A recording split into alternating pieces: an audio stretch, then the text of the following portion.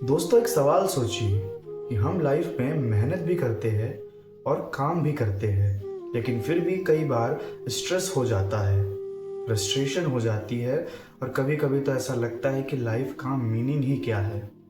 ऐसा क्यों होता है?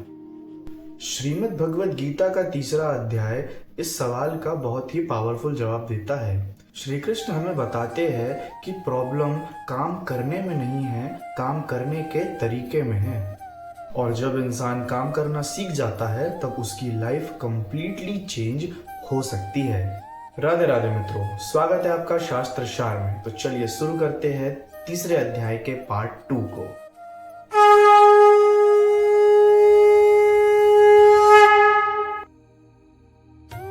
सोचिए कुरुक्षेत्र का वो मोमेंट। अर्जुन रथ पर खड़े हैं और उनके सामने खड़ी है उनकी ही परिवार की सेना। उनका मन कंफ्यूजन से भरा हुआ है। उन्हें समझ नहीं आ रहा कि युद्ध करना सही है या ये सब छोड़ देना सही है। तब श्री कृष्ण उन्हें एक डीप ज्ञान देते हैं। वो कहते हैं कि अर्जुन, कर्म से भागना ही सॉल्यूशन नहीं है, और यही से शुरू होता है कर्म योग का ज्ञान। कृष्ण अर्जुन को समझाते हैं कि इस दुनिया में कोई भी इंसान बिना कर्म किए नहीं रह सकता। प्रकृति के गुण ही हमें कर्म करने पर मजबूर करते हैं। इसीलिए अगर कोई व्यक्ति बाहर से कर्मों को छोड़ दे और मन में इच्छा रखे तो वह एक सच्चा योगी नहीं है। कृष्णा कहते हैं कि सच्चा योगी वही है जो सिर्फ कर्म करता है और फल की चिंता नहीं करता है, और इसी को कहते हैं निष्काम कर्म योग। अब अगर हम अपनी लाइफ में देखें तो हम भी अर्जुन की तरह कंफ्यूज हो जाते हैं। स्टूडेंट सोचते हैं कि अगर मार्क्स कम आए तो क्या होगा। कोई जॉब करने वाला सोचता है कि प्रमोशन मिलेगा या नहीं, और कई लोग ये सोचते हैं कि लोग क्या कहेंगे। इसी वजह से हम कर्म से ज्यादा रिजल्ट्स की टेंशन ले लेते हैं। लेकिन कृष्णा का मैसेज सिंपल है।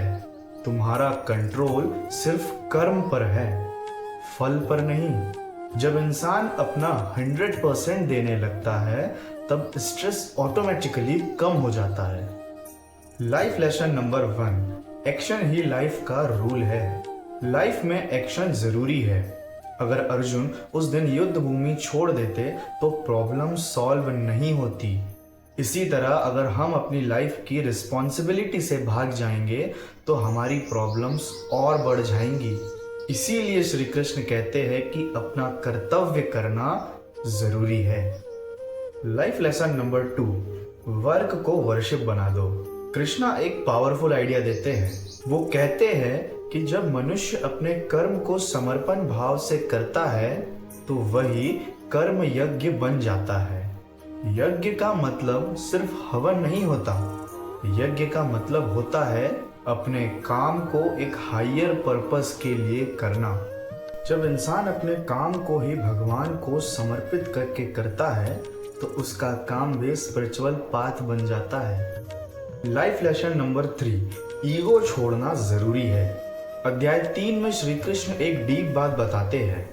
इंसान अक्सर सोचता है कि मैं ही सब कुछ कर रहा हूँ, लेकिन श्री कृष्ण कहते हैं कि प्रकृति के गुण ही कर्म करवाते हैं।